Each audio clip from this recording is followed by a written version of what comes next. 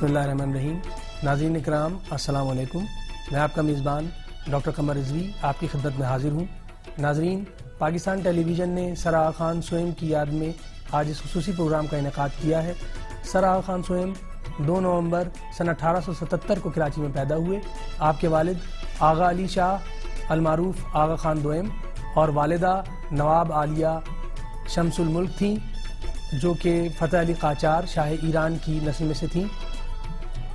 1906 میں شملہ وفد کی رہنمائی ہو، آل انڈیا مسلم لیگ کی اساس رکھی جا رہی ہو اور اس کی قیادت ہو، پرائیوی کونسل کی membership who, league of nations کی ممبرشپ ہو اور اس کی قیادت ہو. ہم دیکھتے ہیں کہ ہر جگہ سر آغا خان سوئم ایک وائبرنٹ اور انتہائی ڈائنامک شخصیت کے حامل نظر آتے ہیں.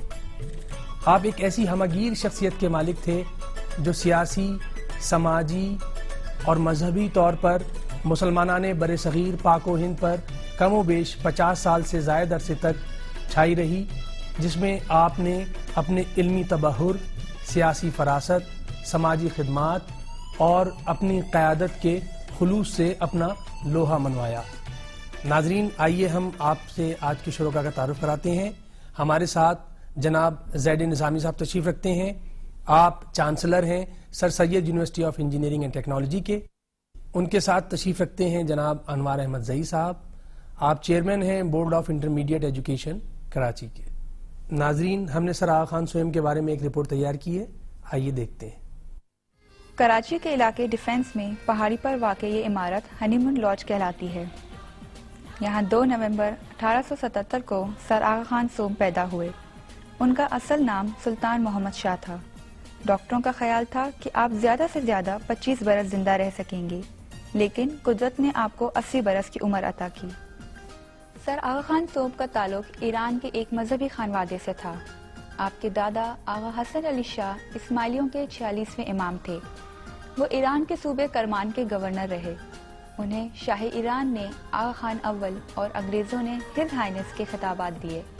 وہ ایران سے جنوبی ایشیا منتقل ہوئے. آپ کے والد آغا علی شاہ 1881 میں اسماعیلیوں کے 47ویں امام بنے. ان کی وفات 1885 میں ہوئی. یوں سلطان محمد شاہ کو 17 اگست 1885 کو صرف 8 برس کی عمر میں 48واں امام بننے کا اعزاز حاصل ہوا اور وہ آغا خان سوئم کہلائے. آپ کی والدہ لیڈی علی شاہ نے آپ کی تعلیم و تربیت میں اہم کردار ادا کیا. آپ کو اس زمانے کے قابل اساتذہ گھر پر تعلیم دینے کے لیے آتے تھے. آپ نے عربی، فارسی، انگریزی اور فرانسیسی میں مہارت حاصل کی. سر آغا خان سوئم نے 4 شادیاں کی. 1897 میں اپنی کزن شہزادی بیگم سے، 1908 میں اطالوی خاتون پرنسس تھیریسی سے، 1929 میں فرانسیسی خاتون اینڈری کیرن سے اور 1949 میں فرانسیسی خاتون لیبرانسے سے. آپ کے 2 صاحبزادے تھے، پرنس علی خان اور پرنس صدر الدین. پرنس علی خان کے صاحبزادے پرنس کریم آغا خان کو آپ کی وصیت کے مطابق اسماعیلیوں کا 49واں امام بنایا گیا. سر آغا خان سوئم ایک ہمہ جہت شخصیت کے مالک تھے. انگریز حکمرانوں کے حلقے میں انہیں انتہائی عزت و وقار حاصل تھا. آپ ایک اعلیٰ مدبر اور ریفارمر بھی تھے.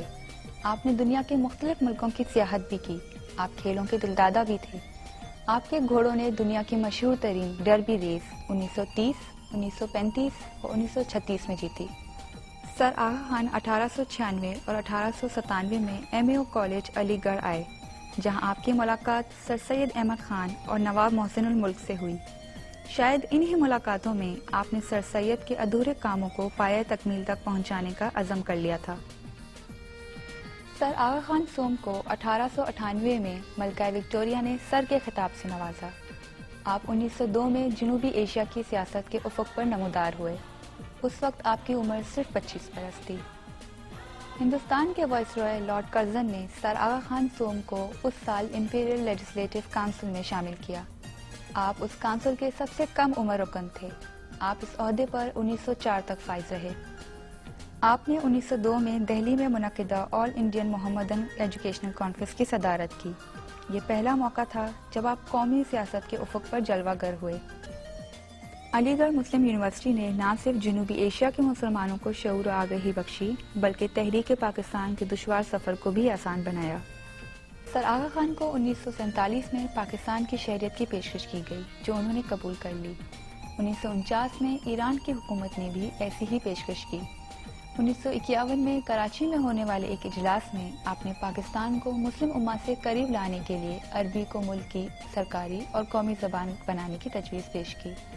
آپ کو ایران، شام اور انڈونیشیا نے اپنے ملک کے اعلیٰ اعزاز سے نوازا۔ سر آغا خان کی امامت کی سلور جوبلی 1910 اور گولڈن جوبلی 1935 میں ہوئی۔ آپ کی پلیٹینم جوبلی تقریب کا اہتمام 3 فروری 1954 کو آغا خان جیم خانہ کراچی میں کیا گیا۔ اس تقریب میں پوری دنیا سے آئے ہوئے مدعوین نے شرکت کی۔ اس موقع پر آپ کو ہیرے، جواہرات اور سونے میں تولا گیا۔ آپ نے ان تمام اشیاء کو اسماعیلیوں کی فلاح و بہبود کے لیے وقف کر دیا۔ From the bottom of my heart, I thank and bless with all the love and affection of the 60 years of intimate, perhaps more than a family affection and relations. I will just say a short sentence.